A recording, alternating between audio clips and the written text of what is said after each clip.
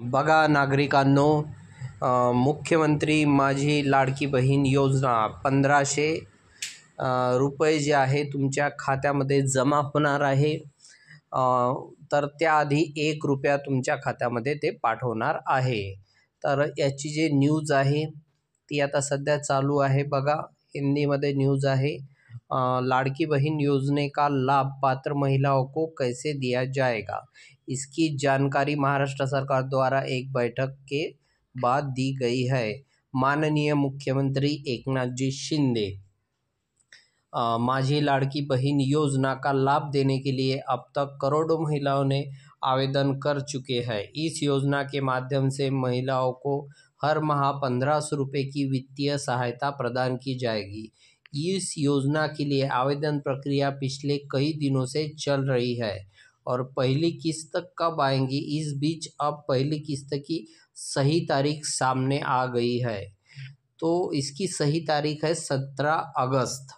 ABP माझा के मुताबिक महाराष्ट्र सरकार 17 अगस्त को लाभार्थी महिलाओं के बैंक खाते में योजना की पहली किस्त भेजेगी। इसके लिए राज्य सरकार की ओर से एक कार्यक्रम आयोजित किया जा रहा है। इस कार्यक्रम में पात्र महिलाओं के बैंक खाते में सीधे पैसा भेजा जाएगा। यह फैसला 7 अगस्त को हुई बैठक में लिया गया है। तो राज्य सरकार की ओर से आयोजित कार्यक्रम में मुख्यमंत्री और दोनों उप मुख्यमंत्री शामिल होंगे। इन कार्यक्रमों के माध्यम से पात्र महिलाओं के बैंक खाते में जुलाई और अगस्त दोनों महीनों की संयुक्त राशि 3000 रुपये भेजे जाएंगे। मराठी आवेदन नहीं होंगे खारिज। कुछ दिन पहले ऐसी चर्चा थी कि इस योजना का लाभ लेने के लिए मराठी में भरे गए आवेदन खारिज कर दिए जाएंगे।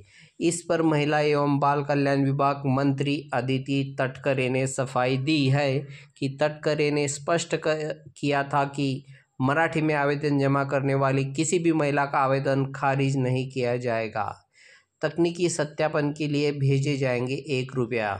इस योजना का लाभ लेने के लिए अब तक 1 करोड़ से ज़्यादा आवेदन दाखिल किए जा चुके हैं। ये सभी आवेदन जांच के दायरे में है। आवेदनों की जांच के बाद पात्र महिलाओं के बैंक खाते में पैसा जमा कर दिया जाएगा। इससे पहले पूरी प्रक्रिया के तकनीकी सत्यापन के लिए कुछ चयनित महिलाओं के बैंक खातों में 1-1 रुपया जमा किए जाएंगे। यह 1 रुपये की सम्मान निधि नहीं होगी।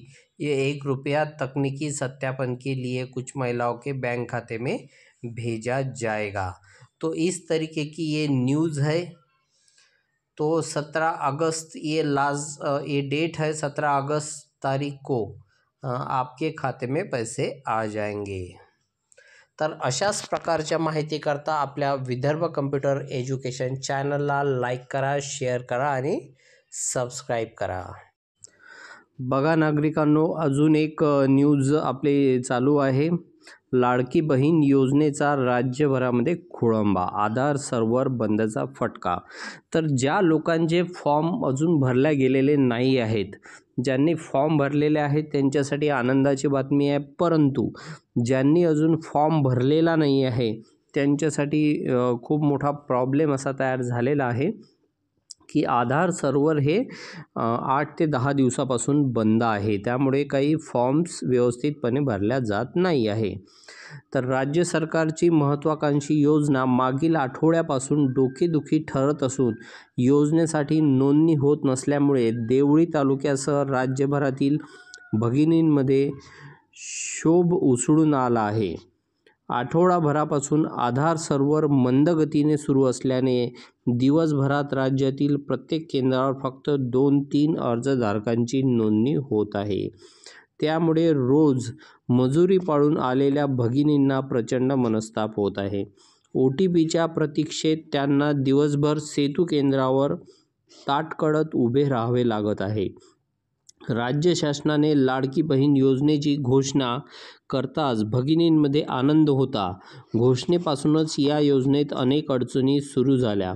15 जुलै ही अर्ज करण्याची शेवटची तारीख ठरविली गेल्यानंतरही शासकीय पोर्टलवर या योजनेचा समावेश आणि ॲपवर नोंदणी करण्याचे शासनाकडून सुचविण्यात आले।